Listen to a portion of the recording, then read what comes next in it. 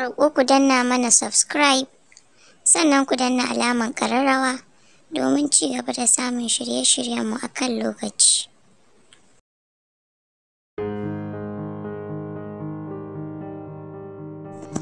Jama'a assalamu alaikum, kamar kullum kuna tare da Habij TV a shirinmu na musamman da muke kawo muku da Laraba da kuma Lahadi mai suna taskar Habij. Biyo mu domin jin wa'innan labarai da muke ɗauka muku da su. Inna lillahi wa inna ilaihi raji'un. A satin da ta gabata ne muka samu labarin wata amarya mai watanni 8 ta gamu da ajalinta a gidan mijinta da ke Bomo a ƙaramar hukumar Sabon Gari da ke jihar Kaduna.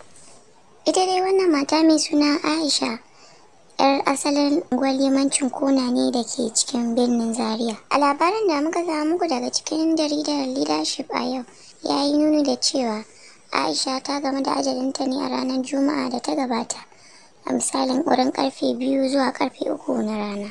A lokacin da ake zargin wasu mutane da ba a san su ba sun shiga cikin gidanta inda kuma suka sassare ta, dalilin da ya sa ta ce ga garin kuna. Mijin marigayiyar mai suna Ɗanjuma mai kayan miya mazaunin Samarin Zaria ya yi bayanin cewa ya fita kasuwa domin sana'ar kasuwancin shi, inda matar tasa ta kira shi domin tana buƙatar shan gari.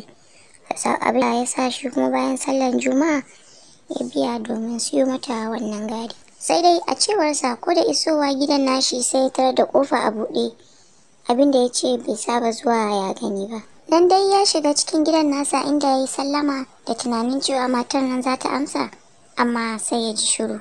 Sai dai ya ji wani nishi mai ƙarfi daga uwarɗakan matarsa, abin da ya sa ya garzaya ciki domin ganin halin da take ciki. A nan ne ya tarar da ita warwas cikin jini da alaman sare-sare a jikinta, inda ya ruga da ita zuwa asibitin ABU da ke Shika domin duba lafiyar. Sai dai majiya na nuni da cewa ko da isar su wannan asibiti ne marigayiya Aisha ta ce gagarin kuna. Tuni da yan uwa da abokan arziki ke ta tururuwa zuwa gidan Malam Ɗanjuma mai kayan miya domin isar da saƙon ta'aziyarsu ga yan uwa na wannan marigayi. To mu dai anan sai mu ce Allah ya gafarta wa Aisha, Allah ya bada haƙurin rashinta, sannan Allah ya sa hukuma ta yi aikinta akan wa'innan mutane da suka aikata wannan mummunar aika-aika.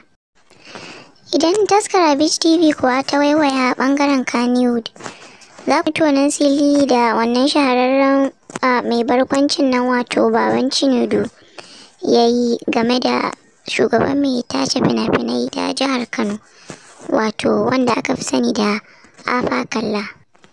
Shi dai shahararren mai wasan barkwancin nan wato Baban Cinedu ya yi wani rubutu ne a shafin shi na social media, inda yake bayani cewa waɗannan kayayyaki da aka nuna wa duniya cewa gwamnatin jihar Kano ta ba ma 'yar marigayi Ibro da suka tasamma kusan misalin miliyan 5 duk bogi ne, domin kuwa har zuwa yau a miƙa ma dangin wannan yarinya waɗannan abubuwa.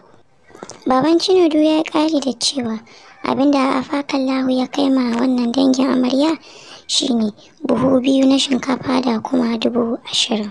A sakamakon haka ne Malam Afa Kallahu ya maka Baban Cinedu a kotu bisa zargin bata mai suna ga wannan tonon siliri da yi, inda yanzu ake jiran haɗuwa a kotu domin kowa da shaidan ya aikata ko bai aikata ba.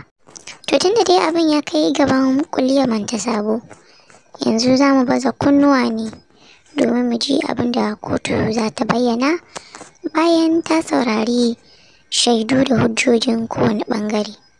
To duka-duka a nan za mu dakata a wannan shiri na taskar Habij TV. Da fatan mun ji daɗin wannan labarai, sai kuma kamar yadda muka saba roƙo a danna mana subscribe, alaman ƙararrawa, sai kuma a mana share. Mun gode.